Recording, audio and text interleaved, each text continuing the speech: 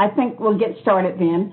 Welcome to this WebEx session for our Spring 2021 enrollment procedures amidst the pandemic. The purpose of this WebEx is to provide faculty and staff with student enrollment procedures that will be in place when registration for the spring semester opens on Monday. These procedures are in place through December the 18th, 2020, subject to change due to COVID. Let's hope nothing changes though, okay? The services available, okay? Buildings 111 and 119 are locked at all times, okay?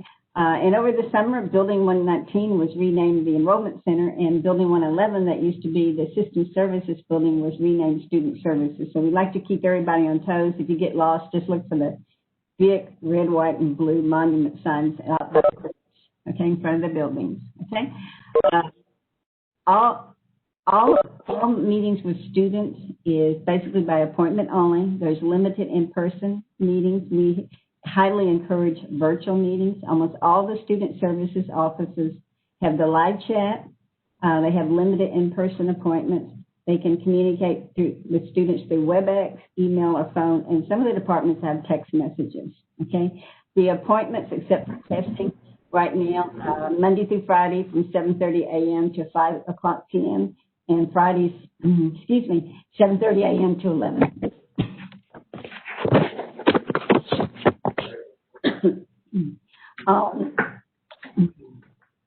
I'm going to take a drink of water real quick.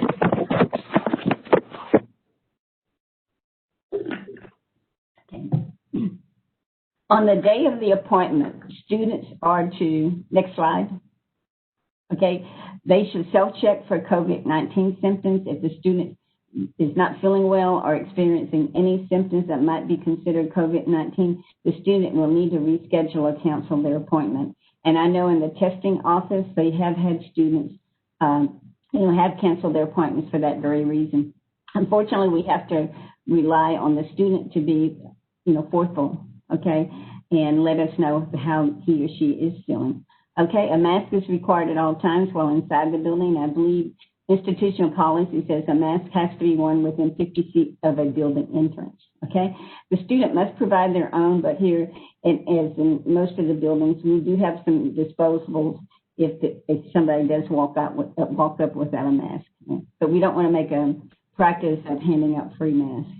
Okay, other day in the appointment, only the student is allowed in the building or in the advisor's office or in the admissions office. No guests or children allowed unless it happens to be an ADA issue. And then if that's the case, somebody can accompany the student. Okay. And right now I'm going to introduce Mrs. Amy Williams. She's our Director of Admissions and Recruitment. Good morning. I'm going to try without the headphones. Can y'all hear me? Is there any kind of, yeah, we're good? Okay, so I'm going to start my slides. Okay. I'm going to start by showing the enrollment checklist that's on the website.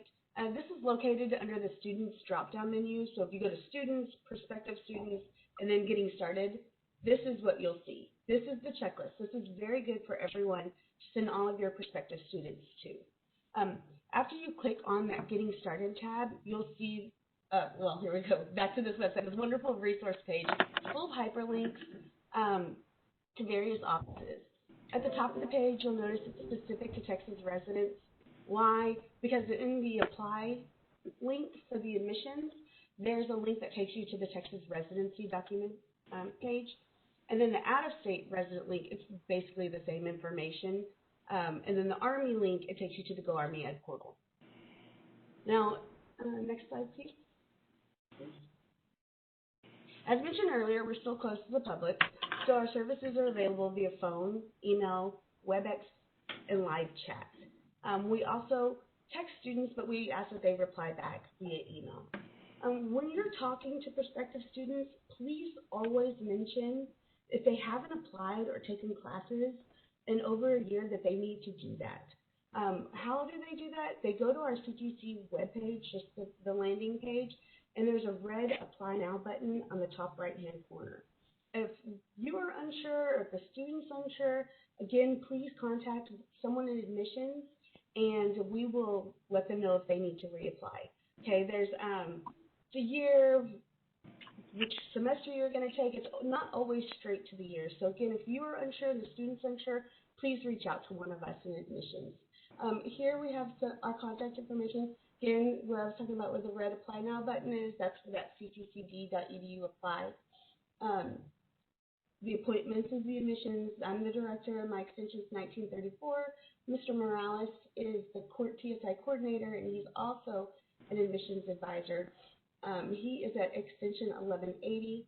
Mr. Payette, which we got to hear last week, and Mr. Morales, they did a great job. He's at extension 1409. And any kind of recruiting opportunities, of course, let's reach out to him, and any kind of dual credit advising, any questions, Mr. Payette to go to. Miss Oriana, she's out right now, but she'll be back at the beginning of November. But she is the coordinator of the Enrollment Center. She's really come in to help us out with a lot of utility things, a lot of application resets, anything with the application. She's great, and she can walk you through. But she'll be back in November. So let's go back to appointments. For appointments, please ask the student to go back to use the Apply for Admissions webpage, because in that, when they click the admissions email, there comes up a bunch of reasons. So this is really going to help us work efficiently in identifying and research the student's needs. Let's go to the next slide. Removing barriers. Okay, right now we're working with IT to have most of our degree plans activated upon export. That means from TargetX to colleague. So whatever the student selected when they filled out that application, that is what's going to be their active degree plan in colleague. Are there exceptions to the rule? Always, right? So the ones that have the departmental acceptance, those are your exceptions, and those are the students that will still have to reach out to advising in order to move forward. Right now, we're working on reports that identify students with various holds, and we're clearing these holds as quickly as we can. I've also been working with marketing, and we're sending mass texts and emails to students with residency holds. So here at Admissions, we are always shaking and moving. I mean, it's just nonstop, and we love it. A directive that we've all been given, not there yet, yeah. A directive we've all been given is question your processes, right? And so we've done exactly that with kind of an informal Lean Six Sigma stance here in admissions. How we did that is we updated the application. We're retraining on updated the application for a little bit of easier reading, a little more user-friendly. I explained a lot more of the questions. So we're definitely seeing positives from that. Students are answering the questions not so inconsistently as they were before. We're retraining on these TAC rules, so now we have a leaner process. And we have this because we were listening to our customers. We're mapping the process. We're working to improve our efficiency for a higher output, right? Lots and lots of words, I know. My point is, if we're not really questioning the application anymore, unless it's really inconsistent for when we get to that Texas residency, if it's home of record, it's Texas, it's home of record. They're Texas residents. If they have they are military and they want Texas residency, that military tuition waiver, we will require LESs, but we're trying to get away from asking for military IDs. Okay, next slide. The ID cards. Okay, so if they are new or expired, if it's a new or expired ID, it is free. Any replacements, those are $5. If a student's been accepted into a donor program, we ask that the student bring in their active ID, and we collect those before we issue a nursing. So while it's still active in a replacement, it's free because it's the first one as the donor, as long as they turn in their old ID. If you have any questions on that, please feel free to call Mr. Williams in extension 3071 or email the ID cards. And again, we go back to how do we reach people? How can y'all help our students? Our students is all appointments. So please go to the website and click on the ID cards link, because again, if you go to the next slide, okay, that is what pops up, and it's helping us. It's going to help us identify how to best help the student, and work that help us be a little more. That is what I have for admissions. We are working fast. I want to thank you for your time this morning, and thank you for your patience through that. Y'all have a great day, and I think I'm going to introduce Ms. Hutchins. Yes, Ms. Hutchins is on next. Thank you. Good morning. Thank you, Amy. I am the Associate Dean for Enrollment Services, so I supervise all the advising areas on campus. So I'm just going to give you some information about what we're doing during registration. Next slide. So for academic advising, again, as Dean and Amy mentioned, we are by appointment only, and they can do so by scheduling an appointment online. If you go to the link, you're going to be able to see that information and fill that out.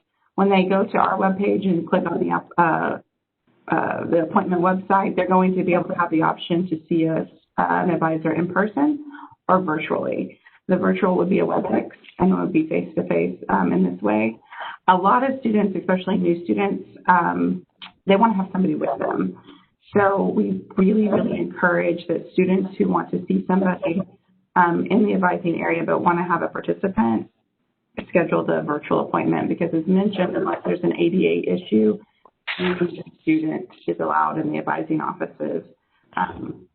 It's just a social distancing space issue. So we have had a couple of younger students, parents wanting to come in, and unfortunately we're just not able to accommodate that.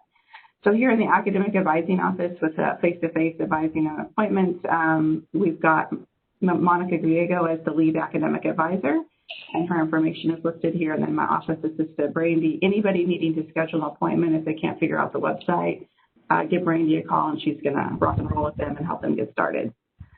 All right, next slide. So what have we been doing recently with advising and increasing our efficiency and working toward, increasing our enrollment? One of the things that happened, obviously, during the shutdown was that the testing center was closed. We weren't able to college in that situation, so the coordinating board put out information that allows students under the exceptional circumstances provision and the TAC rules to enroll in freshman academic level coursework without the TSI. That ruling is in place at this time from the board through summer 2021. So for students who are needing to do that, we got together as an institution alongside our developmental studies department for reading, writing, and math.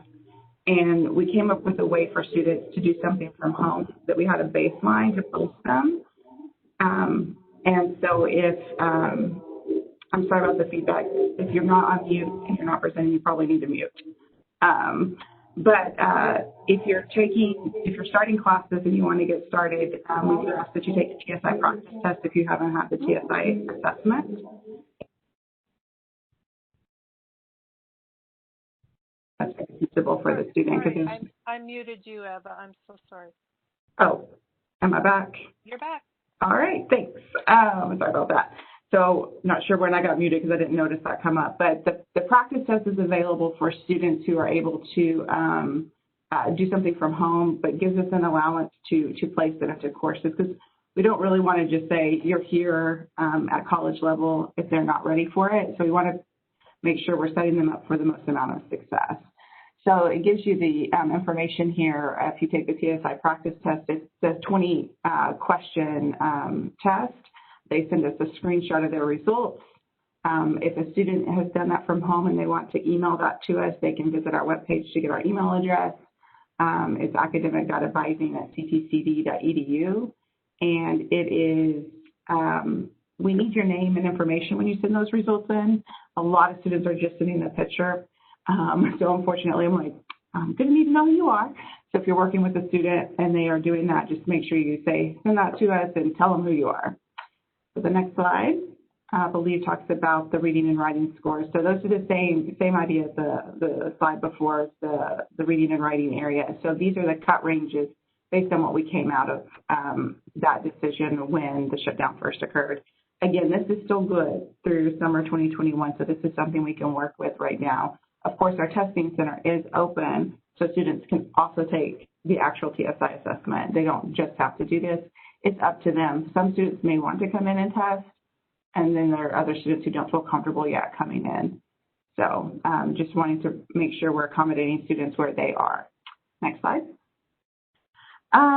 So again, there's a lot of different things going on with this. And so if you're working with students who are in dual credit, you might have seen a lot of the multiple measures going into place.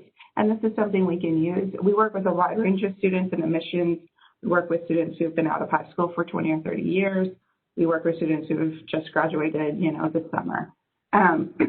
So the multiple measures allows us to look at high school information and place them off of that as well. So just making sure, again, that we're being accommodating to what we have for the student and also, not putting them out in this time of uncertainty about coming in and having to test, especially when, they might not be able to get an appointment for a little while, but they want to get started.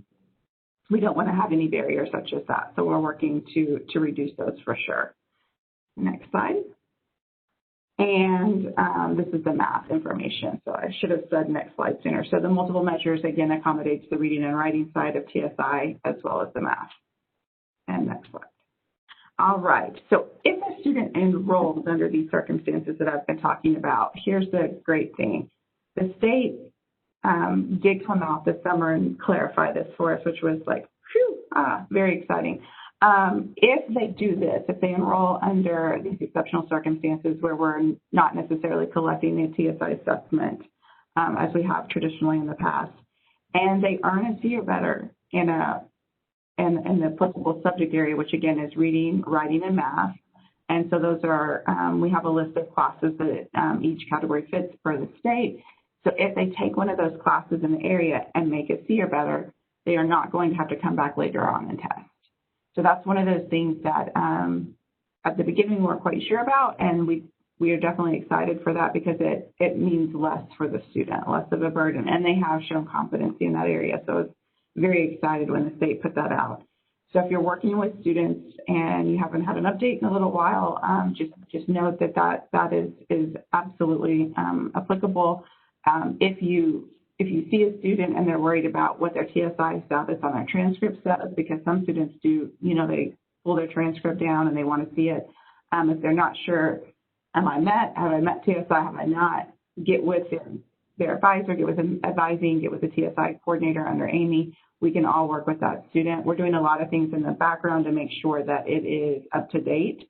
There's some things that we're waiting for some IT processes to update and fix that, but there's a lot that we can do in the meantime. Next slide. And one of the things we're doing in the advising office is to track progress. So a institution policy that we have, an institution policy that has been in effect for a few years now, is in relation to if you need developmental studies coursework, you have to start it and keep going in whichever classes you need until you're finished. This is something we haven't always done historically as an institution, and we saw a lot of students who would end up needing 2 or 3 developmental courses at the end of their program in, let's just say, math. And then that took them a long time to get through, and it became a barrier to them finishing their program and graduating. So this is something that with this policy, if they need developmental coursework in any subject area, we're working with them to start this and finish it at the beginning of their career at CTC. So this is a lot of behind-the-scenes stuff. The student's probably not ever going to really see this. But if you see these holds, if you're researching a record and you see these holds for your information, where the ATXT hold is just about TSI compliance, have they met the state-mandated assessment for compliance reasons? And right now, with the COVID and everybody taking, being allowed to enroll, that's going to really come into play with what coursework they've taken. If they've met that and they need developmental coursework and we place them and we know what they need, then they're moved to their compliance and we move them on to the GCDEV hold. And that's just for internal purposes. It's always future dated, but it's a way for me to track in my area and my advising office and teams to work with those students and make sure before the next registration period, they know what classes they need to enroll in.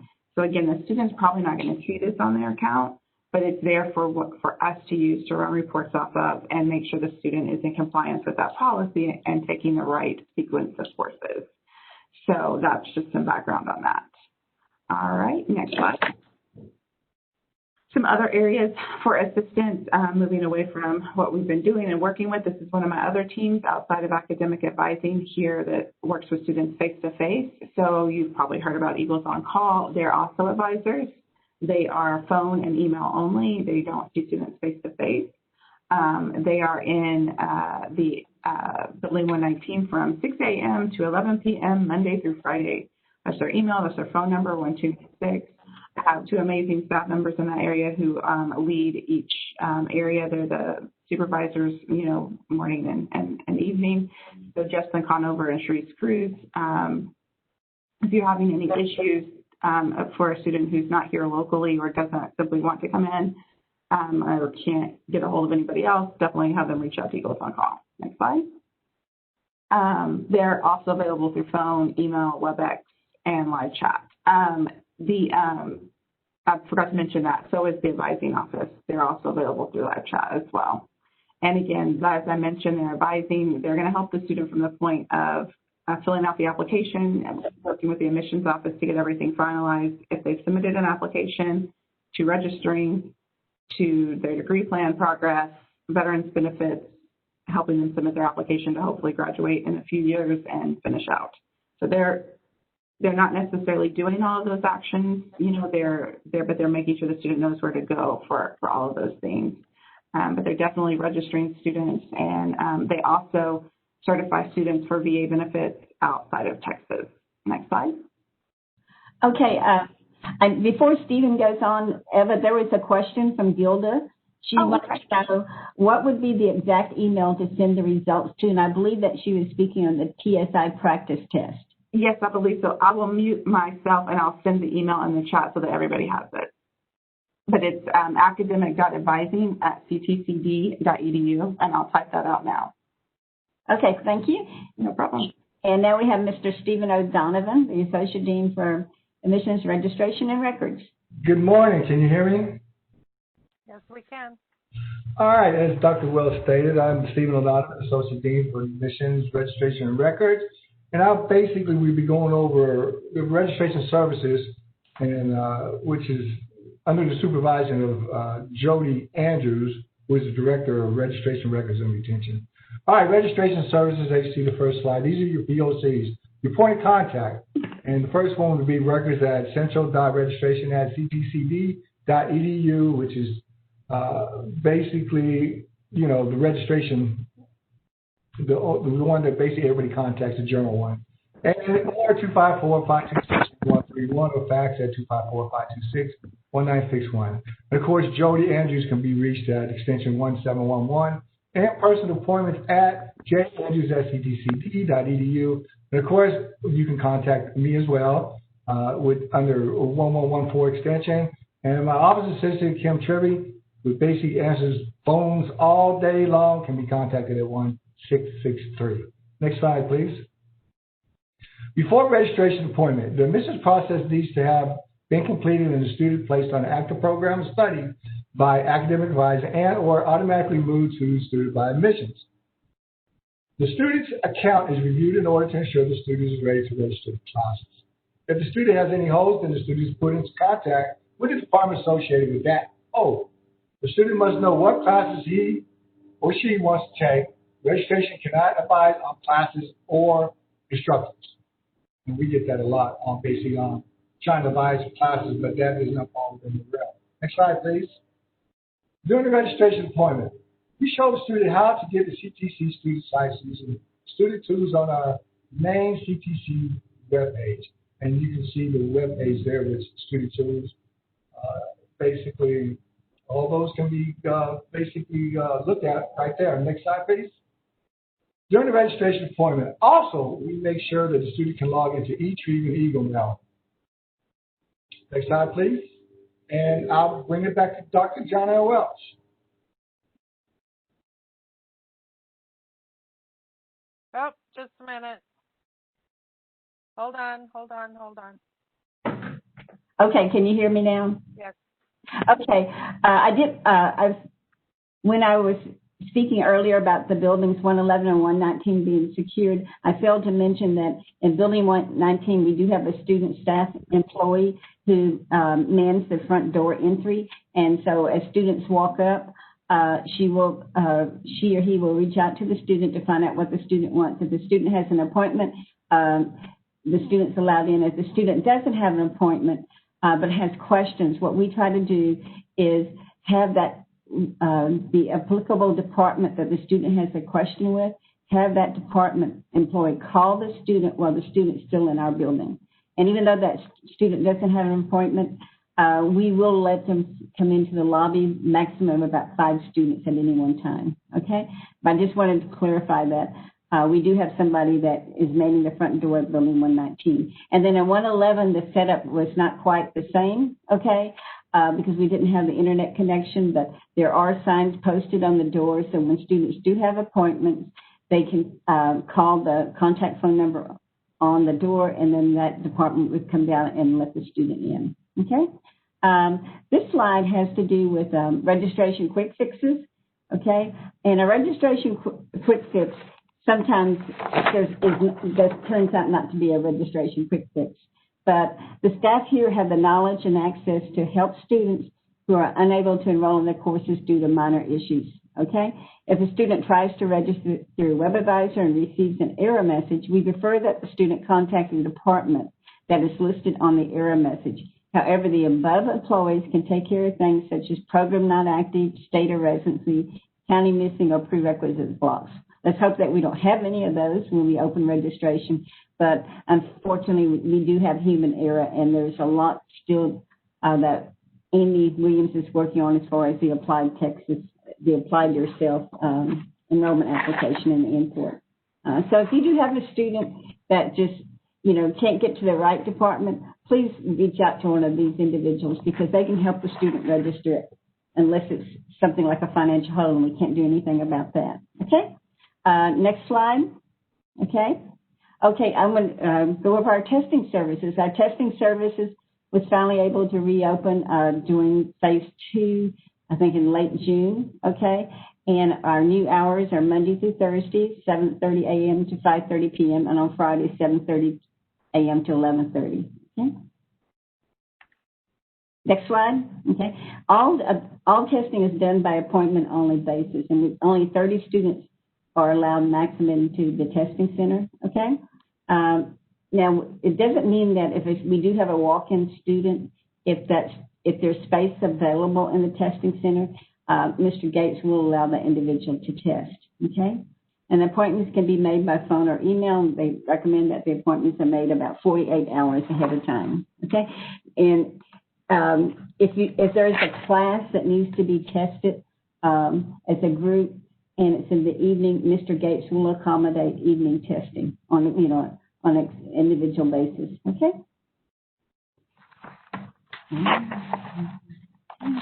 Okay, for testing, the lockers are not being used right now due to the pandemic.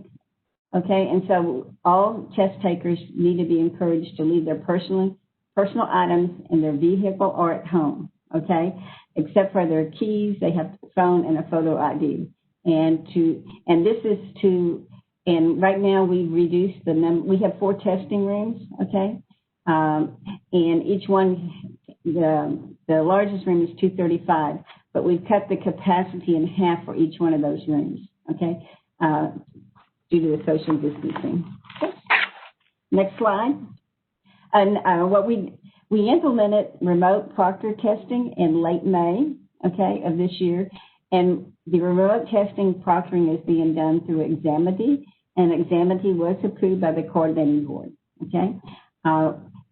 And if the student needs to start by paying the $25 for the entire test or $10 per test to our CTC business office. So they can call in and the business office will give them a receipt number. Then the student should call Mr. Gates with the phone number that's listed there and provide their receipt number, their first and last names, their CTC ID, their date of birth, and a valid email address. And then just within a few minutes, Mr. Gates will create a voucher and sends it to the student via email with information on how to set up the account with Examity. Okay. When the student's ready to test through Examity, okay, the student will set up an account and pay a proctoring fee to Examity. Okay, the proctoring fees range from $7.50 to $25. And so we try to encourage the students to take use the $7.50 proctoring, which will allow Mr. Gates to actually review the student's test. Okay, and what happens through exam, the students have to have a camera, audio, and microphone, and their session is being recorded, video and audio. Okay, and so the examiner actually has some neat software that can pull up red flags, and so it's up to Mr. Gates if the student selects the 750 to be sure to review that student's testing and determine if there's been any type of cheating involved. Okay, and next slide, please. Okay, these are just some of the tests that our testing center offers. Not only do we offer tests for our students like the TSI and the HESI, we offer tests for the community as well, such as the Miller Analogies test, the TICO, and a lot of the other tests. The newest test that has been added is the CASAS.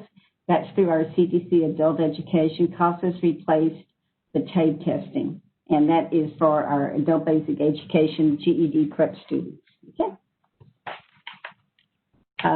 Next slide. Financial aid contact information is provided on the screen. Okay. Our loan officer is Sharon Walkins, and so if a student does have a question about the loan, that's the person that should be contacted. And of course, our director, Pearl Creviston, can answer any question related to financial aid, plus a lot more. Okay. One of the changes that financial aid is making, it won't impact spring so much, but for fall, they're going to start processing the 21-22 FAFSAs in February rather than waiting until March, and we hope that that will have the students FAFSA approved 3 months sooner for the fall semester. And here are some more contact information, okay, on this is primarily Veteran Services. Mrs. Kenderson is the coordinator for Veteran Services.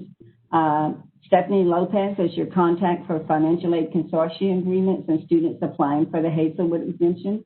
And for students that have questions about their veterans benefits or you're trying to help a student, okay, the CTC certifying officers handle the students based on their last name. So these are the certifying officers that you should contact based on the student's last name, okay, with their phone numbers. Okay. Next slide.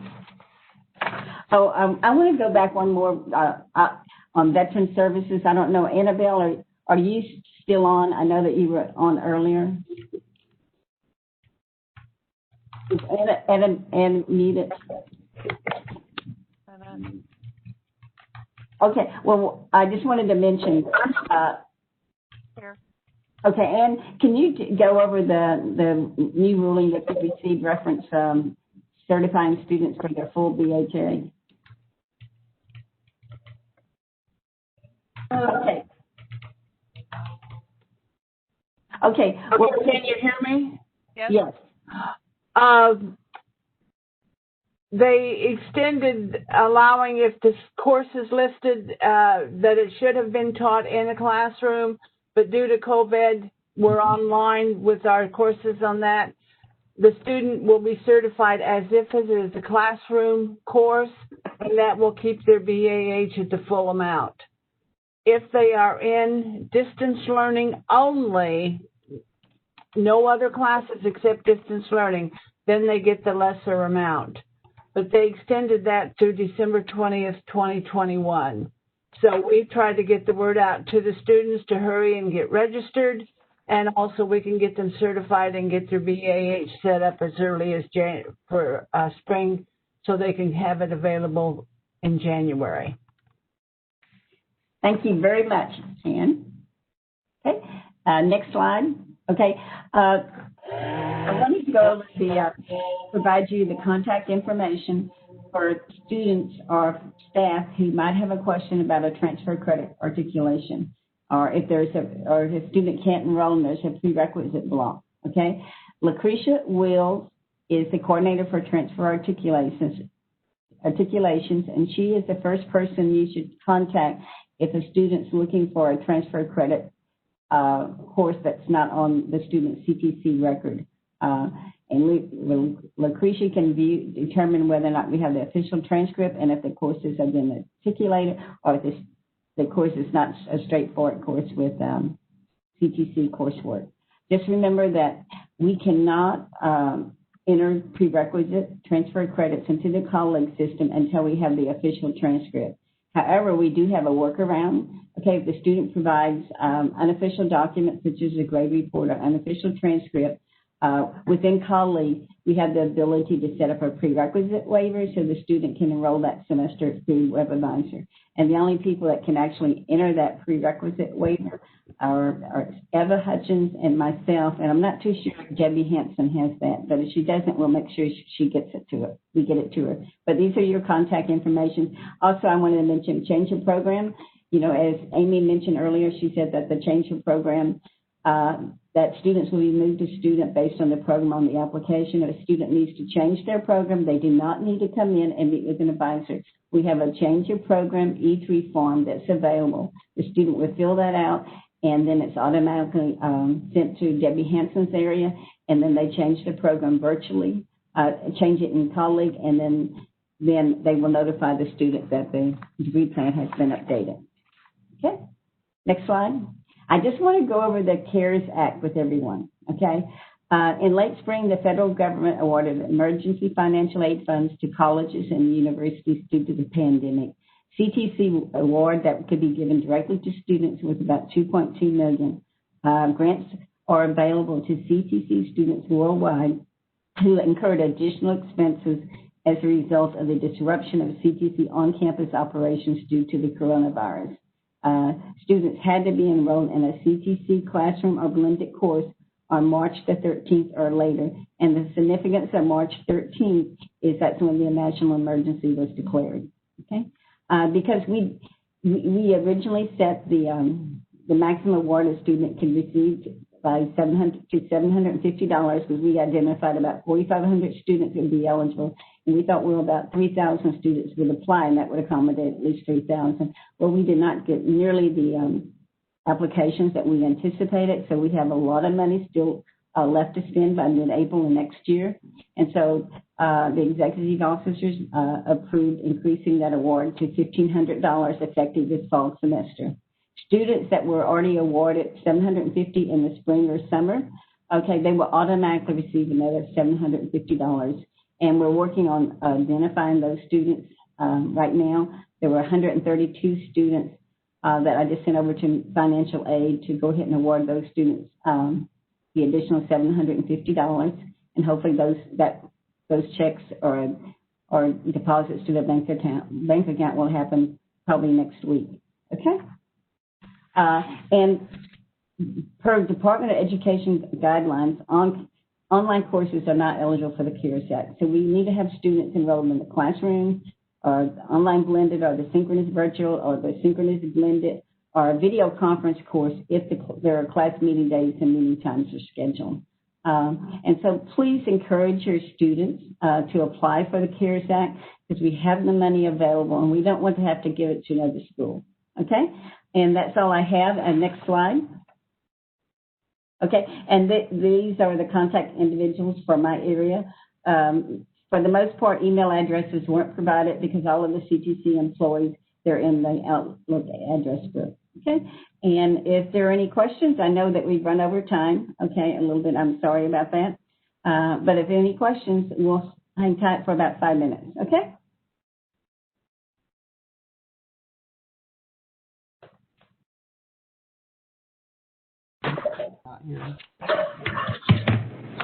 Unmuted one if anyone. I just go back and forth because, like, when I'm on my work screen, I'm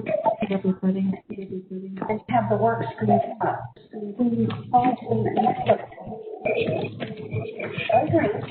You hear it.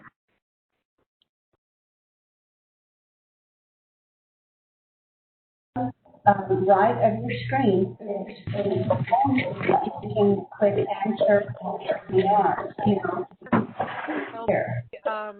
Posted on as well as of the PowerPoint so that you'll have access to it by tomorrow. Can hear it might be.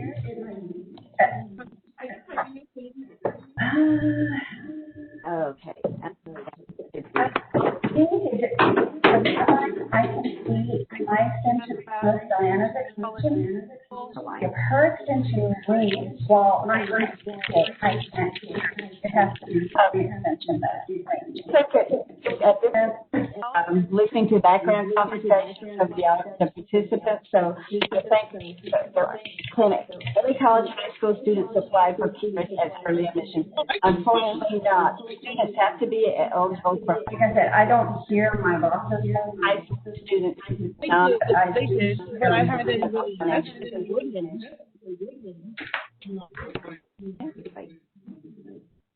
Okay, and let's look, and we have some other questions. For the test proctor service, a student has to pay the 25 points and then an additional 7 to 25 on opportunity. I think that would definitely, you have to have a second monitor for sure. If the only challenging thing about being on my lap Conversation, would you monitor? Okay? Okay. Exactly. Service. Okay, yes. Exactly. You know, $5 for all three tests. It just didn't take a little more effort. One of them only have one. In addition, it was to $25 proctoring fee that. But please remember, proctoring is available at 7 Yes, I have to agree there. So it's a good alternative for students who just are not comfortable coming to the testing center or just not able to. I can do to be of assistance. There was one other No problem. Thanks. privately about when you were talking CARES Act, that is this for financial aid qualifiers? Okay, can early college high school students apply for early admissions? And unfortunately, no, because you have to be eligible for federal financial aid, and high school students are not eligible. So. The other question came in to me privately is this only for financial aid qualifiers? Okay, you do not. Okay, you have to apply for the FAFSA, but you do not have to qualify to receive it to receive the grant. You just have to be eligible to. You have to be eligible for federal financial aid, which means you have to be a U.S. citizen.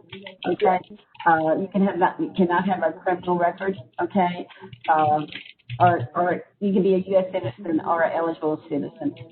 For example, an international student are not allowed to use the CARES Act, and of course, our offenders in the Gatesville prison system, they're not eligible for the CARES Act either.